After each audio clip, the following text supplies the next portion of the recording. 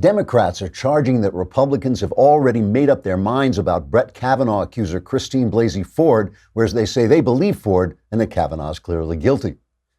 Democrats say it is appalling and sexist that Republicans would not allow Ford to testify, and that forcing her to testify is appalling and sexist, and she should not have to testify, which would be appalling and sexist, so she should be made to testify, which would be appalling and sexist. Democrats say it is despicable that the Republican senators who will question Ford are all white men, so Republicans have appointed a woman to question her, which Democrats say is despicable. Democrats say it is horrifying that Brett Kavanaugh is accused of exposing his penis to a woman when they were both in college. The Democrats say penises should only be exposed to little girls in elementary school restrooms by boys who are really girls and have penises somehow. Democrats say we must believe all women and that it's horrible that Mrs. Kavanaugh would defend her husband and they don't believe her. Some Republicans point out that the Democrats did not believe the women who accused Bill Clinton of various sex crimes, including rape. But Democrats say that's different because Bill Clinton was a Democrat in power at the time he was accused, and so his accusers were not credible, whereas Judge Kavanaugh is a conservative, so the women who accuse him are credible. And to prove it, they'd even be willing to believe the women who accuse Bill Clinton now that he's out of power and doesn't matter anymore.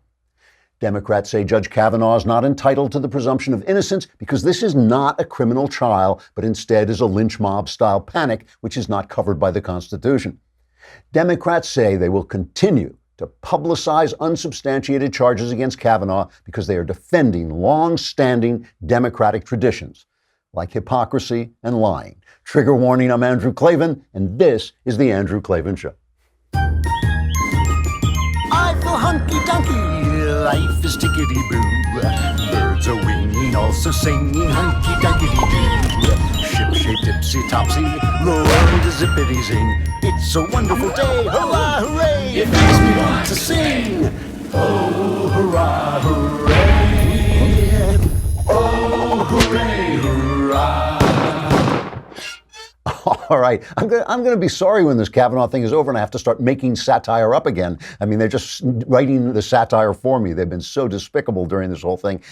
It's the mailbag day, most importantly, and all your problems are like within. Oh my God, I can't stand it anymore. Pardon me just a second while I have a heart attack. 45 minutes from now, all your problems will be over, and if they're not, it's your fault. And we also have Jenna Ellis, constitutional lawyer Jenna Ellis, to talk to us about the upcoming hearings that are speeding at us. If they come off, that will be the hearings will be tomorrow. Meanwhile, do you want a beautiful head of hair like mine? Well, then don't go to Hair Club because they're not going to help you look like a bald guy.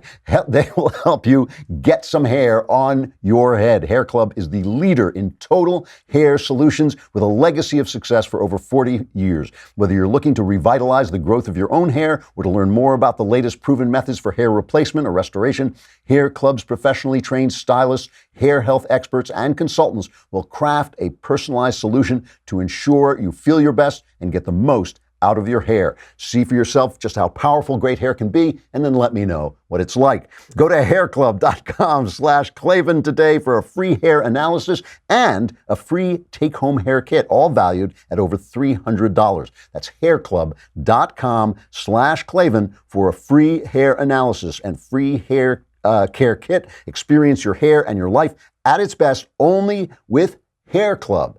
And you can write it, you'll have hair so thick you'll be able to actually carve into it the name Klavan if you know how to spell it, which is Klavan. You will love Hair Club. So conservatives love to talk about absolute truth, and we always say there's not your truth and my truth, there's just the truth and all this. But it is also true that life is a little complicated, and when you have different principles, you see things differently. So when Islamists attack the World Trade Center, I see the ugly results of a violent philosophy that has been nurtured by injustice in the Middle East. Reverend Jeremiah Wright sees the sins of America coming home to roost, and Reverend Jeremiah Wright and his parishioners, some of whom you may have heard of, see America's sins coming home to roost. If America addresses past injustices against Black Americans, I see a great country growing into its excellent principles, but somebody else sees a country laid bare, its sins laid bare, and how it's evil exposed. So that's what like Colin Kaepernick sees in America. So For instance, just a current example, some people saw these creeps who recently chased Ted Cruz and his wife out of a Washington, D.C. restaurant. Some of them saw this as some kind of just, protest. Here is Ted Cruz in a Washington, D.C. restaurant, and listen to these people. We believe survivors! We believe survivors! We believe survivors! We believe survivors! We believe survivors! Beto is way hotter than you do. We believe survivors! We believe survivors! God bless you. We believe survivors! God bless you. Excuse me. Let my wife through. We believe survivors. He's forgotten you. We believe survivors! We believe survivors! We believe survivors! We believe survivors! We believe survivors! You know, every lynch mob that has ever been formed was shouting just that. We believe the victim. Every lynch mob, every single one. See, because it doesn't matter what you believe. What matters is the truth. And that's why we have judicial processes, and that's why we have the assumption of innocence. But the point I'm making is what you believe does affect how you see things. So those people who have demeaned themselves and degraded themselves and turned themselves into animals and into a mob, they see themselves as doing something heroic, right? So the way what you're seeing is the way you see things changes what you see and who you are, and it also reveals who you are. It reveals what you stand for. Just one more before I talk a little bit more. I want to talk about a couple of things today. I want to talk about Trump at the UN as well as the Kavanaugh story. Bill Cosby got sent away for 3 to 10 years for the stuff that he was doing over many years. He drugged women. He's been convicted of this now. Many, many women have come forward. He drugged women and had sex with them in their sleep.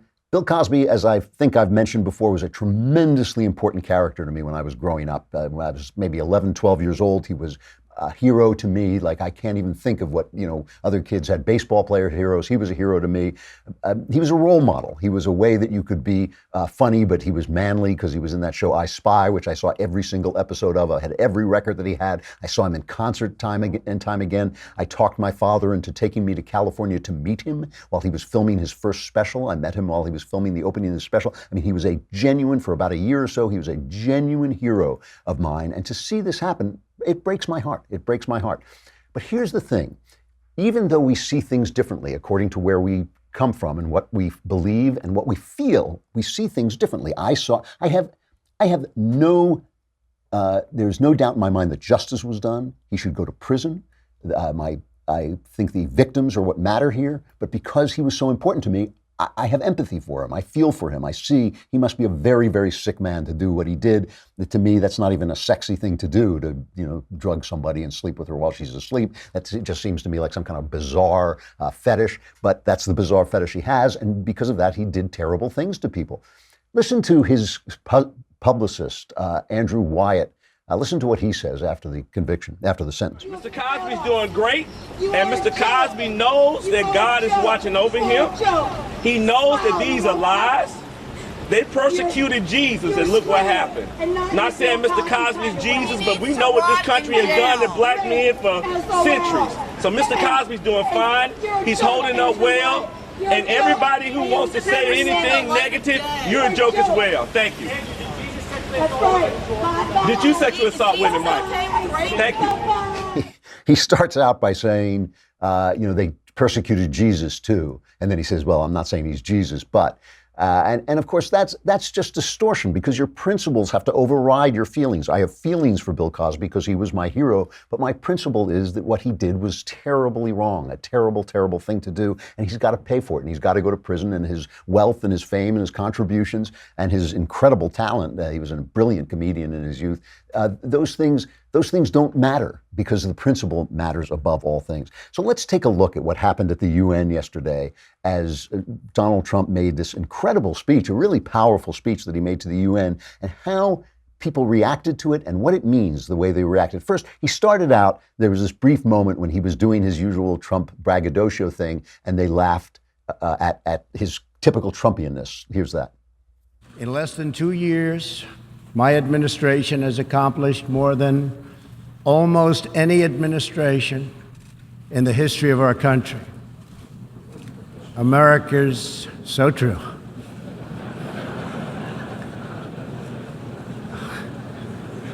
Didn't expect that reaction, but that's okay.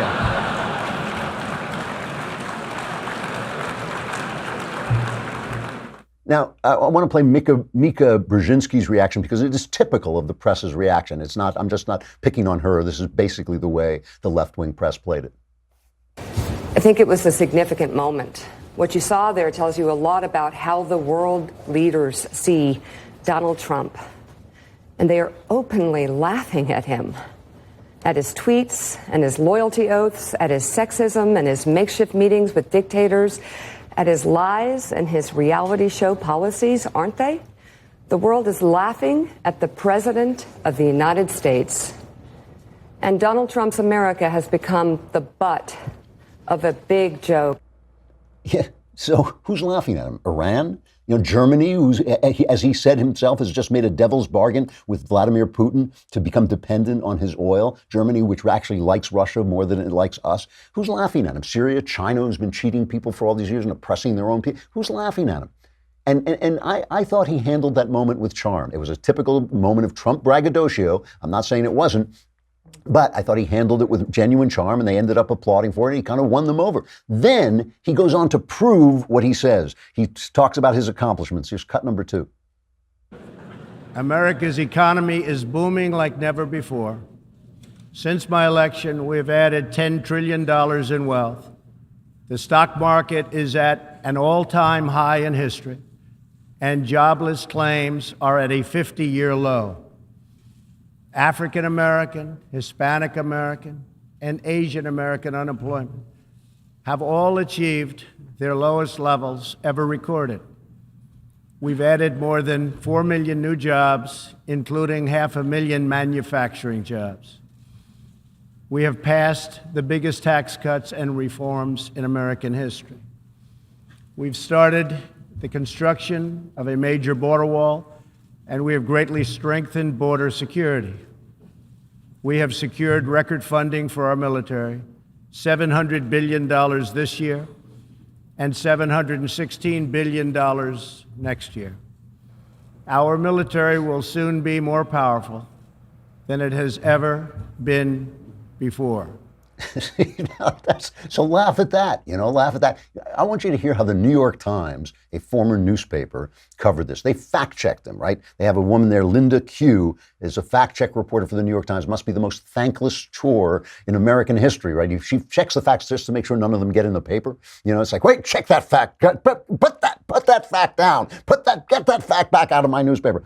So she's checking the facts, what he just said, and she says, well, he's right that there's a headline that says something like false or exaggerated, or I don't remember what it is. He's right that the United States stock market is soaring and unemployment rates for Hispanics, African Americans, and Asian Americans have reached record lows, but he omitted less flattering indicators when describing an economy booming like never before. For example, listen to this. GDP growth is healthy, but it reached higher points as recently as 2014, which is garbage because it once spiked maybe twice spiked during the Obama era as Obama sat on the GDP with his stupid regulations and his stupid healthcare plan. This is a new unleashed economy. This is an economy on the run because of Trump's policies. All right, now she goes on, the unemployment rate is at an 18-year low, but it's higher than several months during the 1940s. 1960. I mean, this is what I'm saying is the way you feel, the way you see things reveals who you are. It reveals what your principles are. And wage growth is still slow, she goes on. The point is, these are amazing accomplishments. I'm not telling you to like Trump. I'm not telling you Trump is a good guy. I'm telling you he's doing a great job. These are amazing accomplishments. And finally, the reason the New York Times and all the left is so pinched, so angry, is the reason Mika Brzezinski and a lot of the press, when they hear that laughter, they feel like, oh my goodness, Iran is laughing at us. Now we're the butt of jokes in Iran, which I can't say on the air what my reaction to that is. But this is why. It's what Trump said. He defended American exceptionalism. He defended, he said, we don't want an empire. We do not want to run an empire. We don't want to tell you how to live. We want to live the way we want to live. And he excoriated Iran. He defended his trade principles by pointing out what China is doing, that it's not free trade if China is messing around with us. But then he just talked about the America that he wants to protect and defend and to serve as America's president. This is cut number 5. As for Americans, we know what kind of future we want for ourselves. We know what kind of a nation America must always be.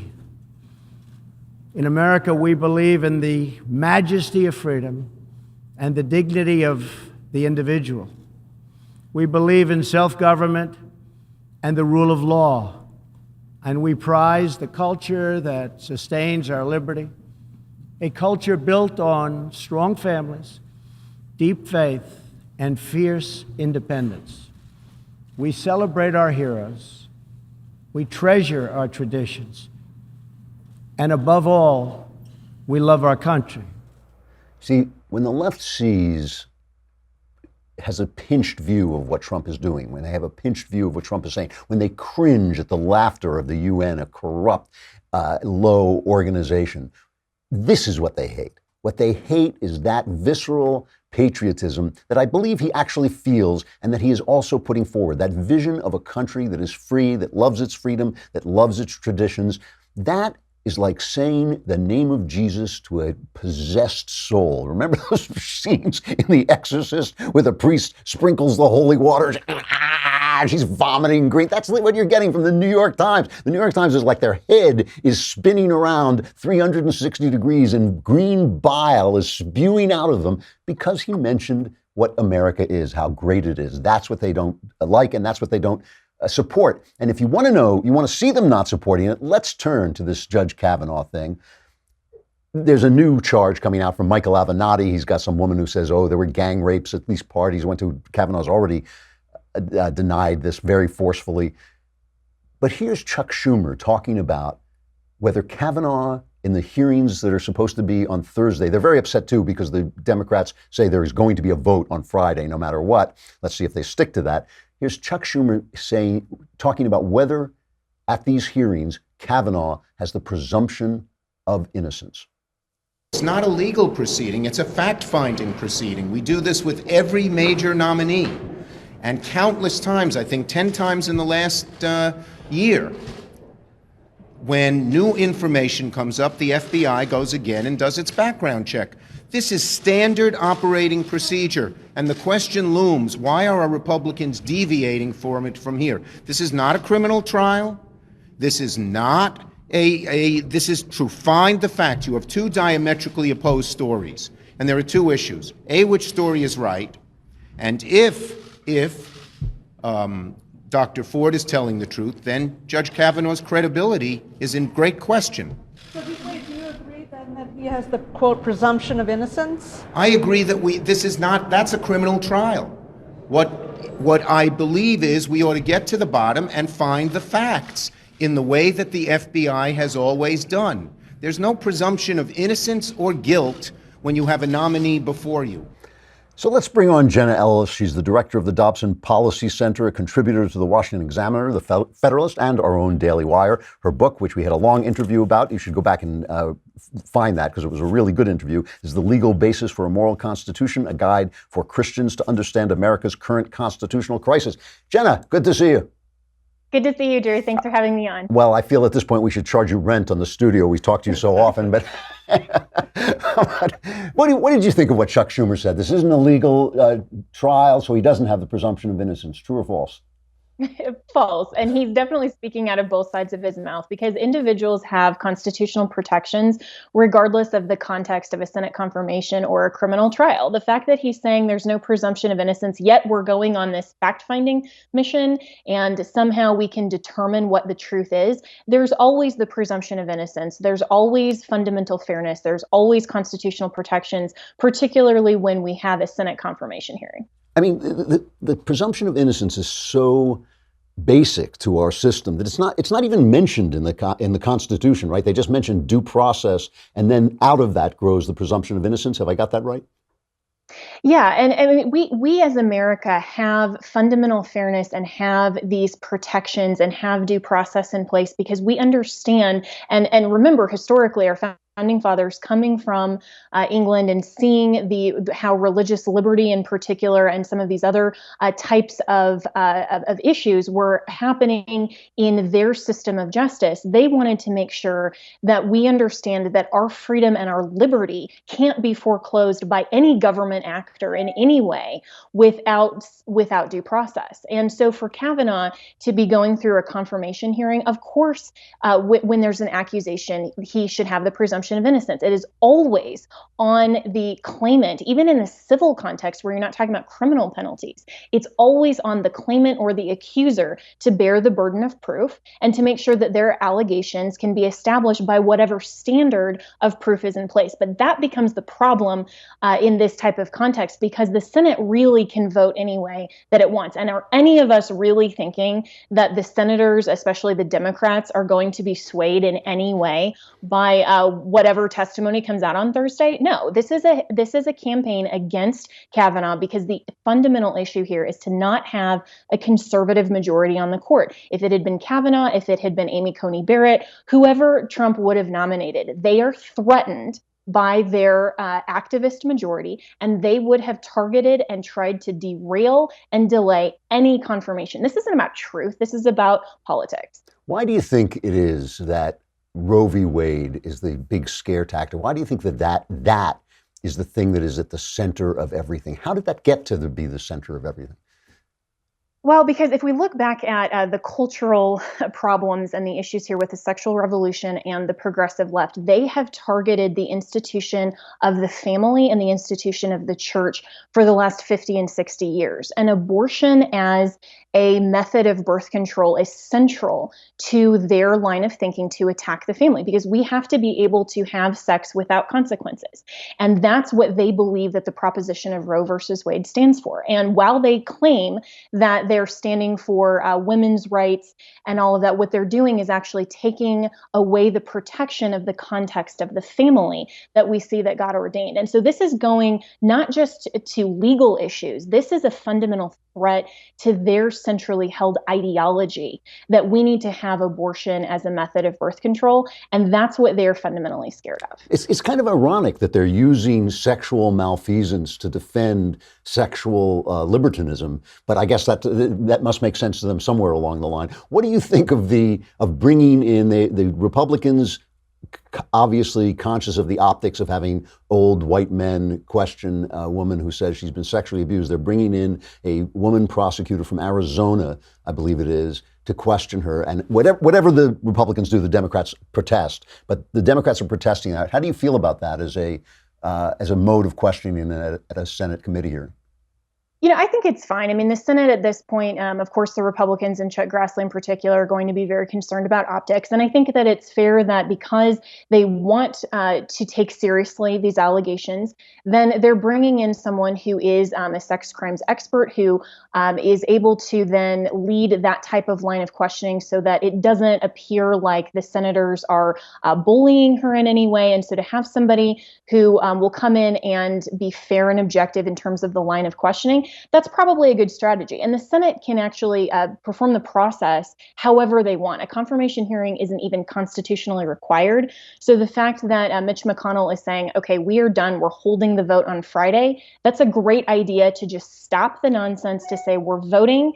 And the Constitution provides for removal of justices if anything actually is provable in any of them. Ah, interesting. But then they would be stuck with actually having to prove it. So my last question, this Me Too thing, which I have to say I have sympathy for. I've seen women mistreated. I work in Hollywood. I know exactly the way that transactional sex goes down there. But at the same time, it seems to me it's being used as a bludgeon against due process. As I ask you this both as a constitutional scholar and as an official girl, what isn't there some danger that this Me Too thing is? What's that? That's going on my resume now. Isn't there a danger that this Me Too thing is so emotional that it can override our rights? Absolutely. And I actually wrote a piece in the context of the Me Too movement last year for Washington Examiner that says, the headline is, in the context of sex crimes, there's no right to be believed. And that's really the problem here, is that as an official girl, I have a huge problem with having any sort of allegation just be believed on face. That goes flagrantly against our constitutional protections and the interest of liberty. Because what if the tables were turned? What if we were back in, what the feminists claim the 1950s were so oppressive, and that any man could simply claim anything about the integrity and the sexual integrity of a woman? Would we want that? Would we want a man to be able to say that and everyone just believe that about our integrity? Absolutely not. So why are we now in 2018 turning the tables and being so anti-man and also anti-women to just say that any claim has a right to be believed? That's why we have the process. That's why we have a court of law. That's why we have the legal system. And I think that it's dangerous to be so gender bifurcated that we're willing to believe people simply on the basis of gender. That's actually completely against what the left would say. They don't want anyone to be unequal on the basis of gender, sexual orientation, race, religion. I mean, that's what the civil rights movement was all about. And so for the left to claim that somehow a woman on the basis of gender has a right to be believed more than a man on the basis of gender, they're actually fundamentally going against their own civil rights movement in the 1960s. Nah, it does seem that way. Jenna Ellis, thank you. You should probably just stay there because we'll have you back by the end of the day. It's always great to talk to you and great to see you. Thanks a lot, Jenna. You too. All right, we got the mailbag coming up, but we got to say goodbye to Facebook and YouTube. Come over to thedailywire.com, and while you're there, subscribe for a lousy $10 a month or a lousy $100 for the year. If you subscribe for the year, you get the Leftist Tears tumbler, and you get to be in the mailbag next time. You get to ask questions that we will answer, and my answers are not like the other people here, but the other people, it's hit or miss. But with me, my answers are guaranteed 100% correct and will change your life on occasion for the better. But the most important reason to subscribe to the Daily Wire is because we want your money. You have it, we want it. This is the fastest way for us to get it. All right, mailbag is coming up.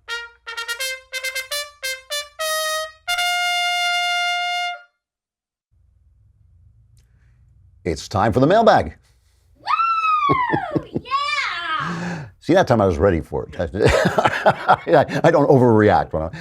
Oh, stop! Would you stop? Go back. Would you just go back there and slap him for? All right. From Heidi, dear Supreme Overlord Klavan, if by chance Kavanaugh doesn't get confirmed, do you think it'll be the nail in the coffin of Republicans, or do you think it'll tick off enough people that they'll go to the polls and vote in November to stop the Democratic takeover of our country? I think it will be the end of the Republican Party. I think it will be devastating. If he is not confirmed, if they back down, if somebody gets the jitters and turns away, I think the Republicans will be voted out of office en masse. Even I may not show up to vote for them, and I think it's very important that we show up and vote for them. But if they can't do this simple little thing, we should screw him into the ground. From Bobby, dear Andrew Klavan, all spelled with E's, ha ha ha. I'm sorry, would you visit this guy's house, please? And I really hope you get this question, because I often find that much of your advice regarding ethics resonates very strongly. My wife and I are going through the in vitro fertilization process, and of course it is extremely taxing.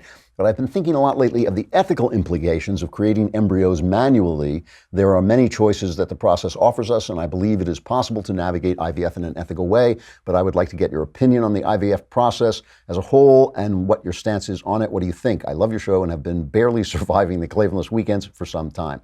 I'm not a doctor, and so if I get any of the facts of IVF wrong, forgive me. As I understand it, eggs are extracted and several of them are inseminated and fertilized. I have absolutely no ethical problems with there being this wonderful scientific technique that can get you a baby when you can't have one in the ordinary way. I have absolutely I have no ethical objections per se. There are some ethical objections that happen if the several eggs are implanted and some have to be aborted, then you have that problem. If some eggs, usually they inseminate a number of eggs at the same time, as I understand it. Again, if I'm wrong, forgive me, but if that's how I understand it. So those are the ethical things you want to watch out for. You want to make sure that these eggs are not being destroyed. These actual fertilized eggs are not being destroyed. But other than that, the actual process itself doesn't bother me in the least. You say there's an ethical way of doing that, and if there is, then do it and good luck. From Nicholas, Mr. Klavan, I need help and I hear you're good at that. 2 months ago, my wife divorced me. I haven't seen my stepdaughter since, and I haven't talked to my ex-wife in about a month and a half. The whole event came completely by surprise, and she did it only 2 days after our first anniversary. Since then, I've been completely miserable. This amount of rejection is destroying me. I feel like the orphan I once was. I drink almost every night, and I hate myself more than I've ever hated anything. I've been a Christian my whole life, and even that is on shaky ground. There is so much more I couldn't explain in this message, but there's anything you could think that would help me, it would be greatly appreciated. Yeah, first of all, stop drinking. That's the first thing. Don't cut down. Just stop. Stop drinking right now. Just knock it off, because that is not helping. You can come back to drinking later when you put yourself together. I'm not there, and so I have to make some assumptions that I take out of this, that I take out of your letter. If this divorce came to you as a complete surprise 1 year after your marriage, right? Something was terribly wrong in this marriage. Something was really broken in this marriage. If I were you, what I would do is I would stop thinking about the marriage and start thinking about yourself and start putting yourself together and asking yourself some questions about the way you behaved, about what was going on in this marriage, and how you can go forward in a new way. If your wife walks out on you after a year and it takes you completely by surprise, something was deeply, deeply wrong. I'm not saying it's your fault. I'm not saying it's her fault. I'm just saying that the fact that you are crashing and burning is indicative of something much bigger than the actual divorce. What you need to do now is you need to put yourself together. You need to redeem yourself in your own mind. Stop drinking, go to church, get yourself put together. If you need help, get the help. But make sure that you are the person that you are supposed to be. And I would, in the meantime, leave your wife and your stepdaughter alone. She obviously had it takes very strong feelings to walk out like that. So I would concentrate on yourself right now, because something went terribly wrong in that relationship. And insofar, it obviously involved two people. Insofar as you're one of them, I would fix that one. That's what you have power to do, and I would do it. Hello, Mr. Klavan, from Dylan. I live in an apartment complex that's not in the greatest of neighborhoods. It's very clear that my upstairs neighbors have issues. Frankly, there's a man beating his wife, and I can hear it all. Part of me thinks I should notify someone, and the other part tells me to mind my own business. Do you have any advice? I can tell you what I would do. I would call the police. I would call the police while it was going on and report domestic abuse. You can't break in there yourself, because it's a very easy way to get killed. A lot of times, as police officers will tell you, it's the wife who attacks you when you stop the husband. So these things are incredibly complex, but you can't just, I wouldn't be able to just sit there and listen to somebody beat up his wife. I would call the cops. I think that for me would be the right thing to do. From Joseph, to he whom crushes his leftist enemies and hears the lamentation of their weirdos. Longtime fan, your podcast is the best on the internet, and it ain't even close. Sorry, Ben. I'm a senior undergraduate in engineering who does not know where his future is going. I know what you say about predicting the future, and at some point you have to choose one path over another. I have a job lined up in industry after school, if I want it. However, my childhood heroes have always been military men, and through harsh physical training that I've kept up with since childhood, I am prepared to pursue a combat role in the armed forces. This ticks my dad off, as he would like me to take a stable job while I can get it and avoid risking possible injury or death. At age 22, I honestly can't say I am overly enthusiastic, or if I will hate myself for not doing something I feel so strongly about. I pray a lot on this, and ultimately I think I want to be able to say I did something for the people I care about that they could have not done for themselves. I also think I would enjoy it, if I'm being honest. Should I take the engineering job and feel it out for a year or two, or just cut straight to what I want to do? I would, if it were I would join the military. I mean, it sounds like you really have an intense desire to join the military. It's not your father's life, it's your life. It's not his future, it's your future. and it's an honorable, decent thing to do. You've been trained. It sounds like you're training for it. It sounds like you're really eager to do it. That is, if I were in your shoes, that is what I would do. I don't see, if you're a good engineer, the military experience will only help you when you come back to get a job, and you might love the military, you might not, and you'll find that out, but you're still young enough. I would do the thing, the youthful thing in my youth. So in other words, at 22, you can go into the military, come back, still be young enough to be an engineer. If you're an engineer and 10 years go by, the military might not be as good an option. From Ian, I'm a California Christian recovering and returning from my earlier rejection of my faith. While lost, I married a Kiwi woman that rejected her strict Christian upbringing. She was honest and virtuous at marriage and today, yet she is insulted by any notion I make of her returning to Christ. She has a very strong affinity for many of the leftist lies, most prominently on abortion. However, her libertarian streak, even if it's left-sided, is our common ground. I'm thinking the best I can do is improve myself, following Christ so much that by my example I show her life in Jesus Christ is the best. However, I fail to walk in Christ well as my human fallen ways annoy her. We have 2 children, a girl 2 and a boy 5. Before our girl, we had a boy with trisomy 18. My wife terminated him when it was clear he would live at best a few weeks after birth, but I was not ready to kill him, even though I knew it would bankrupt us and end our marriage. If I insisted we see if he would be healed by Christ in my prayer. I know God is not a genie, but I was faithful as best I could be. The whole lost murder of our son to end his pain in her eyes and somewhat in mine too has been a real strain on us.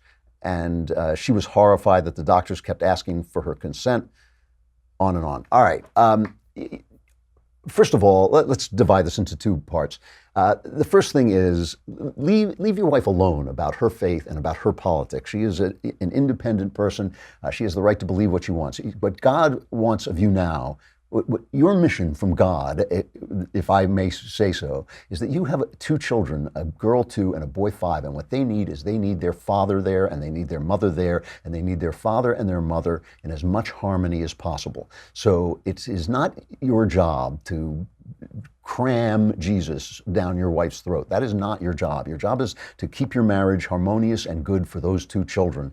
And your wife is a free person, and hopefully you're right. If you follow God in an honest and loving way, she will say, hey, this isn't so bad. I like this. I like what this is doing to my husband. But if you make it a source of conflict between you, then she looks at this and says, this Jesus is getting in the way of my marriage and ruining everything.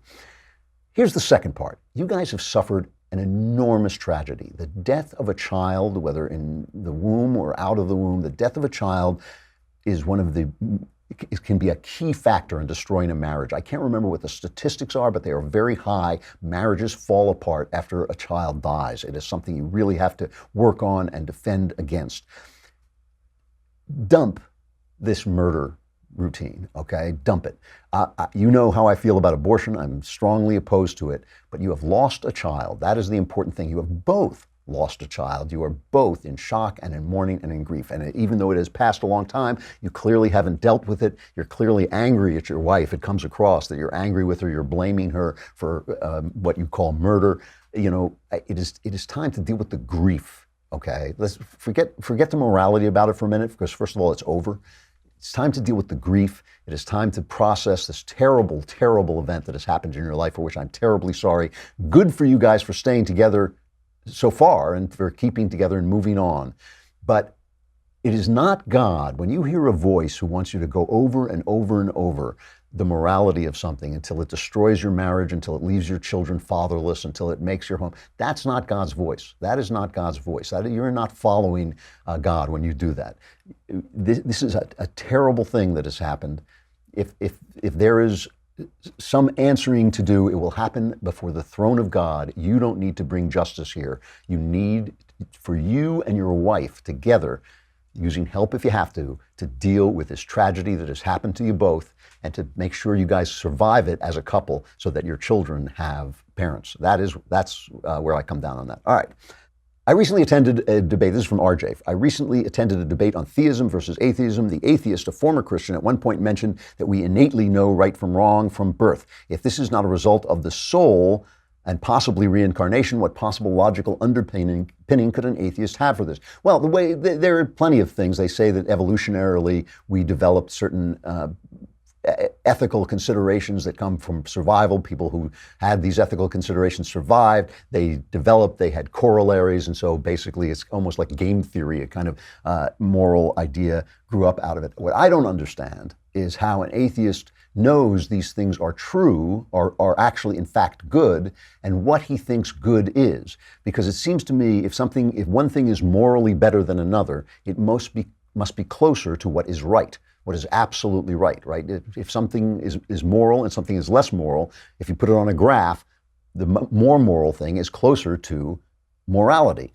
If you have an absolute good to which these things are related, and that's the only way you could judge them, it seems to me. If you have an absolute good, that absolute good must be a conscious entity, because you cannot have goodness that can't choose, right? A hurricane isn't good or bad. It is a choice that is good or bad. And so once you have a moral world, once you believe there is a moral world, I believe you have God. It's not that our moral sense couldn't have developed by natural means. It could have. But the fact that it is moral, the fact that it is a moral sense, the fact that we do know that these things are right and not just stuff that developed weirdly, that, it seems to me, is in fact an indicator, a very strong indicator that there is a God. From Aaron. Hi, Andrew. This will be the last one. I enjoyed your discussion with Neil Tyson and hope you will interview more scientists. Like Dr. Tyson, I'm an astrophysicist. Unlike him, I'm a conservative. I sometimes have trouble communicating with my fellow conservatives when they speak on scientific matters without being informed. For example, when discussing evolution or the Big Bang. I believe in God, and I believe religion is a force for good. I also know that the idea of a 6,000-year-old Earth is indefensible and objectively false. How important do you think it is for people to believe in objective truth when that truth doesn't have any serious moral implications? Are these discussions a waste of time? Please help. Really good question, because there's a wonderful line in the first Sherlock Holmes story where it turns out that Sherlock Holmes doesn't know that the Earth revolves around the sun. And Watson is shocked, and Sherlock Holmes says, whether the Earth revolves around the sun or the sun revolves around the Earth, what difference does it make to me and my work? And I've always thought that was an actually good question. But here's the thing. Obviously, it is not worth pounding on people about this, but I agree with you. I do not think we should. I think that if it turns out that the world is 6,000 years old, the people who are going to prove it will be scientists. Therefore, we should listen to what the scientists are saying. If they're honest scientists, if they're not trying to sell us a bill of political goods or whatever, if they are honestly doing the work of science, it is scientists who do science. It is science who give us the facts. There is nothing wrong with our reinterpreting the Bible according to the facts. In fact, we should do that. It makes us grow in our faith. It makes us grow in our understanding. It makes us grow in our knowledge of God. Nature is a book in which we can read the work of God. The heavens speak of his handiwork. It says so in the Bible.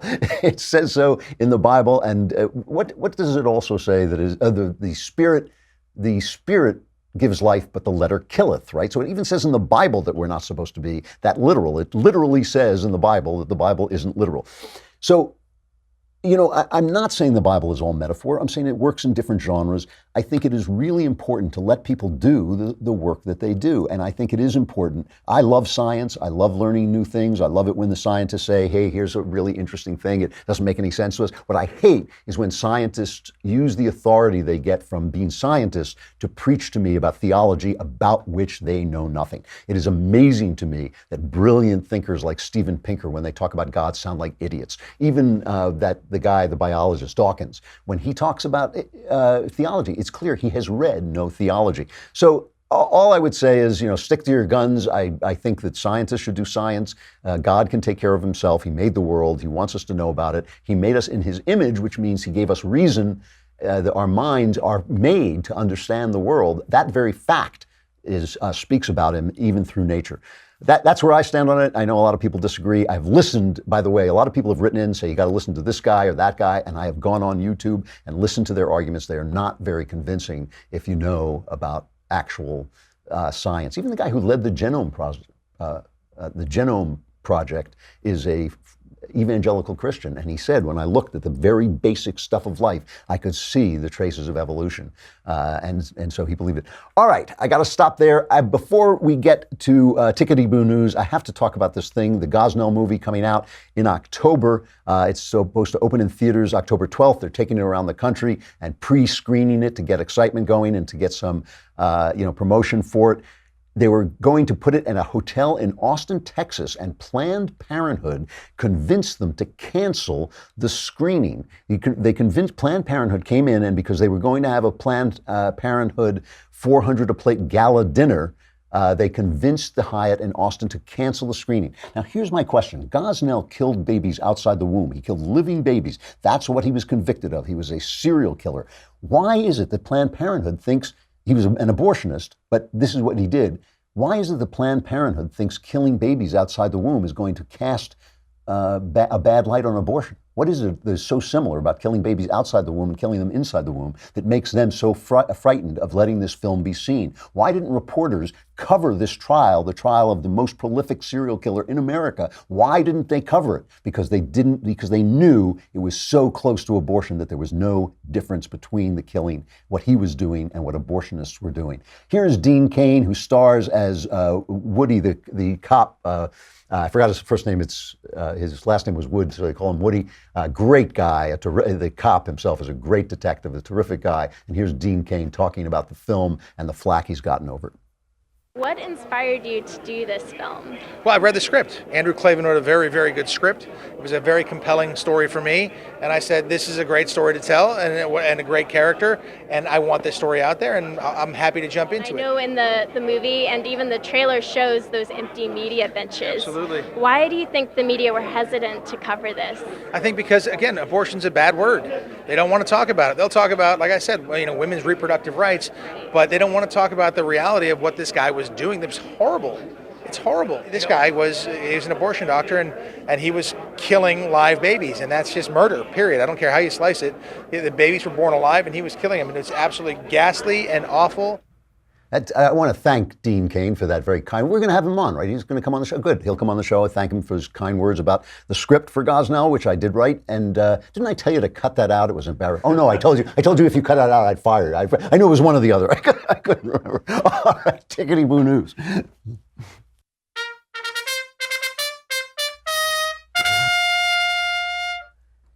You know, one of the things that underneath this puritanical hysteria on the left, which is really just manufactured to get rid of Brett Kavanaugh, but is also part of this Me Too movement. What we're watching the complete and utter and total failure of left-wing culture. We heard Jenna talking about the fact that they wanted to have this kind of libertine sex, and now they're saying, oh, in this libertine sex, women get hurt. Well, you betcha. That's why, one of the reasons why conservatives warned against it. Marriage, which the feminists were so down on, marriage was created to protect women. It was created by the church. The kind of marriage that we have today, or had, was created by the church to protect women. So what we're watching is the complete failure of feminist, leftist, sexual culture. That's what we're watching underneath all the noise. But this happens all the time, by the way. The left says something, it fails, and then they blame the right. They just move on to the next thing, blaming the right. They say, you right-wingers are Puritans, and you won't let us have sex, and you don't think women are the same as men. And then when it turns out we were right about everything, they say, you right-wingers, you don't believe a woman when she complains about being raped at a party when she got drunk. And they say, yeah, we're the ones who told her not to get drunk at a party with guys. That was us, remember? Yeah, well, that's because you blame the victim. Whatever it is, it's our fault, but they keep screwing up. Their culture keeps collapsing. Their ideas are the ones that are false. The good news here is that even though there is going to be the Victorian age, which I believe is coming back, a version of the Victorian age is coming back to us, the Victorian age was filled with kind of absurd prudery. They say that they would cover the legs of tables in the Victorian age because they reminded them of women's legs. You know, that is the old saw about the Victorian age. However, it also was an age of great productivity, of great liberalization, in the true word of liberalization, and of sexual propriety as well. And I've noticed just recently that the divorce rate over the last few years has just plummeted, something like 18%, I believe it is.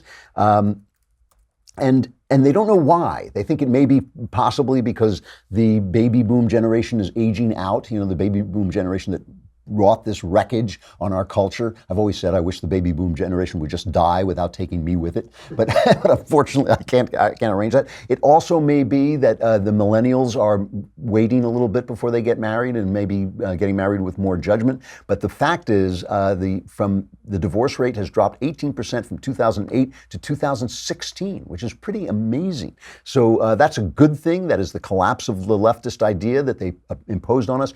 The true story behind this is that among upper class people, people with money, successful people, the divorce rate is even lower than that, but they're afraid to preach it because the left still owns the vehicles of the culture. When we get involved in culture, when we have spokespeople, when we start talking back to the left on TV and in the movies and on the news, when that happens, and it's starting to happen now, then we will be able to point out that this is what we were working for all along. It is they who destroyed it in the first place. It's we who are building it back together. All right, tomorrow we will be back right here. The hearings will start. I don't know whether they'll be in time for us to cover them, but we'll get back to them on Monday if we don't tomorrow. I'm Andrew Klavan. This is The Andrew Klavan Show.